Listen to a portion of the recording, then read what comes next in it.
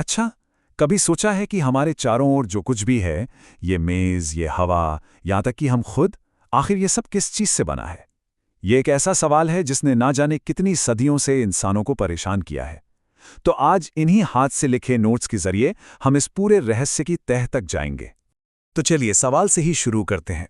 अगर हम किसी भी चीज को, मान लीजिए किसी पत्थर को, तोड़ते जाएं और तोड़ते जाएं और तोड़ते जाएं, तो आखिर में वो सबसे छोटी चीज क्या होगी जिसे और नहीं तोड़ा जा सकता? आपको जानकर हैरानी होगी कि इसी एक छोटे से सवाल ने मॉडर्न केमिस्ट्री और फिजिक्स की पूरी नींव रखी है।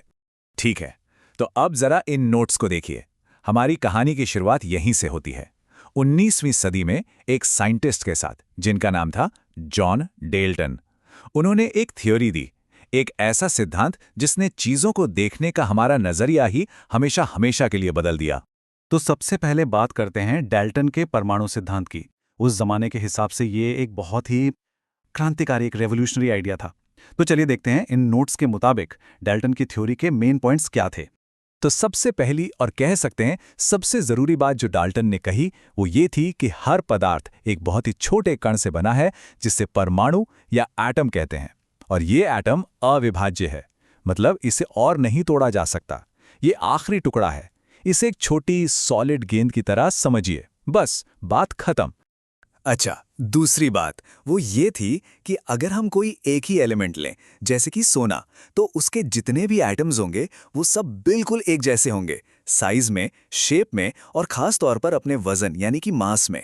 मतलब सोने का हर एटम दूसरे सोने के एटम की हूबहू कॉपी होगा।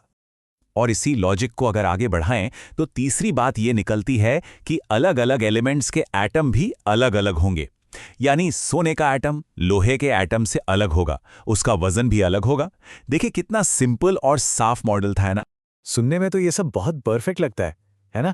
एक सिंपल लॉजिकल थियोरी, लेकिन साइंस में लेकिन की बहुत बड़ी जगह होती है। तो सवाल ये था कि क्या डाल्टन की ये थियोरी ही आखिरी सच थी, या कहानी में अभी कोई ट्विस्ट आना बाकी था? और कमाल की बात यह है कि इसका जवाब हमें कहीं और नहीं बल्कि इन्हीं नोट्स में मिलता है। जरा ध्यान से देखिए, यहाँ एक हेडिंग है, डाल्टन सिद्धांत का दोष।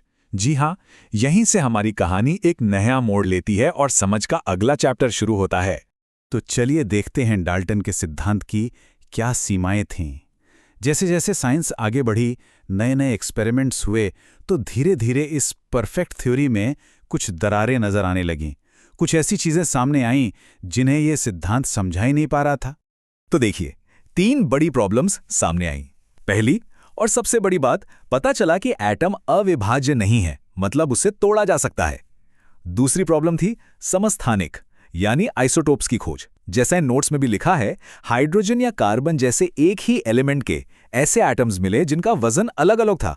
ये बात तो डाल्टन के दूसरे रूल के एकदम खिलाफ थी। और तीसरी प्रॉब्लम समाभारिक, यानी आइसोबार्स। नोट्स में आर्गन और कैल्शियम का उदाहरण देखिए। ये अलग अलग एलिमेंट हैं, पर इनके एटम्स का वजन एक जैसा है। इसने डाल्टन के तीसरे रूल को भी गलत साबित कर दिया। तो यहां से उठता है सबसे बड़ा सवाल कि अगर एटम को तोड़ा जा सकता है, तो फिर उसके अंदर है क्या? वो कौन से और भी छोटे रहस्यमयी कण हैं जिनसे मिलकर एक एटम बनता है? और बस इसी सवाल के जवाब की खोज ने हमें पहुंचा दिया एक पूरी नई दुनिया में, परमाणु के मौलिक कणों की दुनिया में।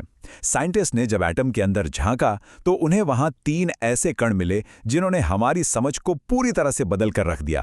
चलिए फिर से नोट्स पर नजर डालते हैं।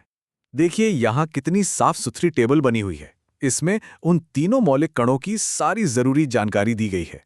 ये जो टेबल आप देख रहे हैं ना, यही है मॉडर्न एटॉमिक मॉडल की नींव। तो ये टेबल हमें क्या बताती है? ये बताती है कि एटम असल में 3 छोटे छोटे कणों से बना है। एक है प्रोटॉन जिस पे पॉजिटिव चार्ज होता है, दूसरा है इलेक्ट्रॉन जिस पे नेगेटिव चार्ज होता है और ये बहुत ही हल्का होता है, और तीसरा है न्यूट्रॉन जिस पर कोई चार्ज नहीं होता और इसका वजन लगभग प्रोटॉन के बराबर ही होता है। और जैसे ही ये पार्टिकल्स मिले, वो आइसोटोप्स और आइसोबार्स वाली पहेली वो अपने आप सुलझ गई। तो मतलब डाल्टन की वो जो छोटी सी सॉलिड बॉल वाली इमेज थी, वो अब पूरी तरह बदल चुकी थी। उसकी जगह अब एक नए, ज्यादा कॉम्प्लेक्स और कहीं ज्यादा दिलचस्प मॉडल ने ले ली थी। एक ऐसा मॉडल जहां सेंटर में एक भारी न्यूक्लियस है और इलेक्ट्रॉन उसके चारों ओर घूम रहे हैं। यह हमारी समझ में एक बहुत बड़ी छलांग थी। तो ठीक है, प्रोटॉन, न्यूट्रॉन, इलेक्ट्रॉन, मामला सुलझ गया, एटम का रहस्य खुल गया, है ना? हम सब कुछ जान गए। या फिर कहानी में अभी और भी कुछ बाकी है? अगर हम इन नोट्स में एकदम आखिर में देखें तो कुछ और नाम भी दिखते हैं, पॉजिट्रॉन, न्यूट्रिनो, मेसॉन। ये इस बात का सबूत है कि साइंस की कहानी कभी खत्म नहीं होती।